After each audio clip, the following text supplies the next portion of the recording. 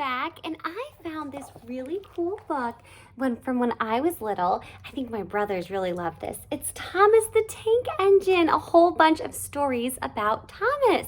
So I thought we would jump in.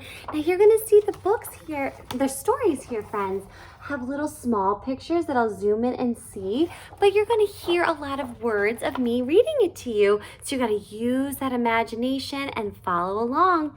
But I thought we would read James and the Top Hat. So let's get started. James has a new engine who lived at the station at the other end of the line. He had 2 small wheels in front and 6 wheels behind. They weren't as big as Gordon's and they weren't as small as Thomas's. "You're a special mixed traffic engine," said the controller. "You'll be able to pull coaches or trucks quite easily." Do you see James right there, friends? What color is James? He's red. Okay. But trucks are not an easy thing to manage, and on his first day, they had pushed him down a hill into a field. He had been ill after the accident, but now he had new brakes and a shining new coat of red paint. The red paint will cheer you up after your accident," said the controller kindly. "You are to pull coaches today, and Edward shall help you." They went together to find the coaches. So here, friends, here's James, and there must be Edward. "Be careful with the coaches, James," said Edward. "They don't like being bumped. Trucks are really silly and noisy, and they need to be bumped and taught to behave, but coaches get across and will pay you out." They took the coaches to the platform that were both coupled up in front. The controller, the station master, and some little boys all came to admire James' shining rods and red paint. James was pleased. "I am a really splendid engine," he thought. Suddenly, he let off steam. Wee, wee, wee, wee! The controller, the station master, and the guard all jumped, and a shower of water fell on the controller's nice new top hat. Just then, the whistle blew, and James thought they had to better go. So they went. Go on," he puffed to Edward. Look at that, friends. So he went choo-choo, and the steam came up, and it fell on the controller, I think it's Sir Top Hat? I think that's his name. But there's James and Edward. Don't push, puffed Edward, for he did not like starting quickly. Don't go so fast, grumbled the coaches. But James did not listen. He wanted to run away before the controller could call him back. He didn't even want to stop at the first station. Edward tried hard to stop, but the 2 coaches in front were beyond the platform before they stopped, and they had to go back to the passengers to get out. Lots of people came to look at James, and as no one seemed to know about the controller's top hat, James felt happier.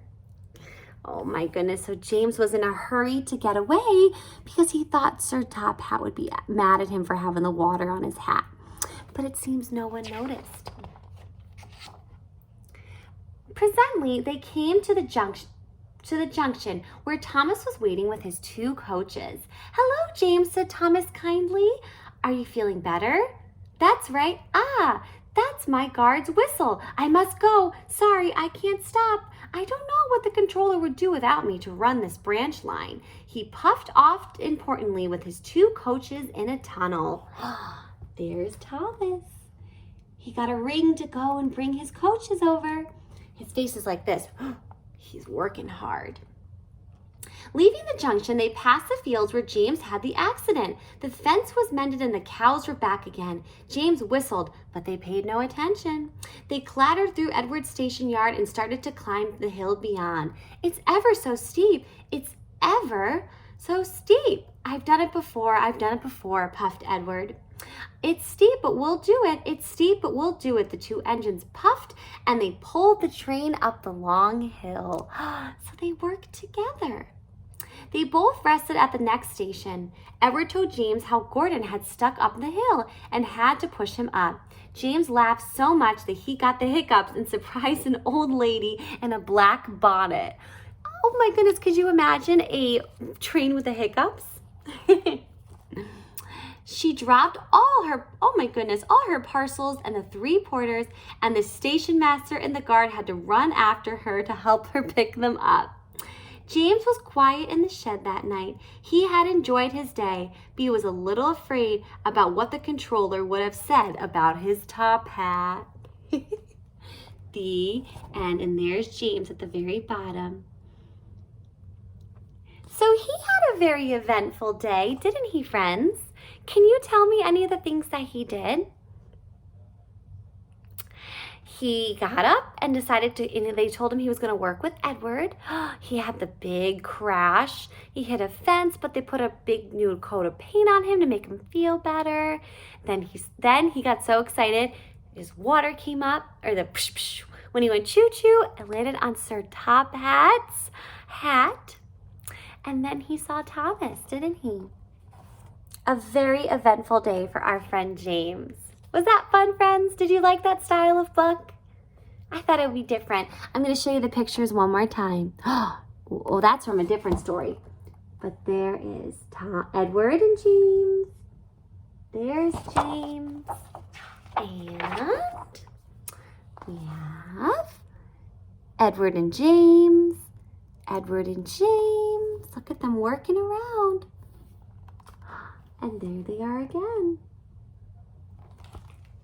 Well, friends, thank you so much for reading with me. I really hope that you enjoyed that. And maybe we'll do another one soon, but I know it's almost the end of the year. Well, I hope you're having a wonderful day. Enjoy some sunshine, and thank you for reading with me. Bye.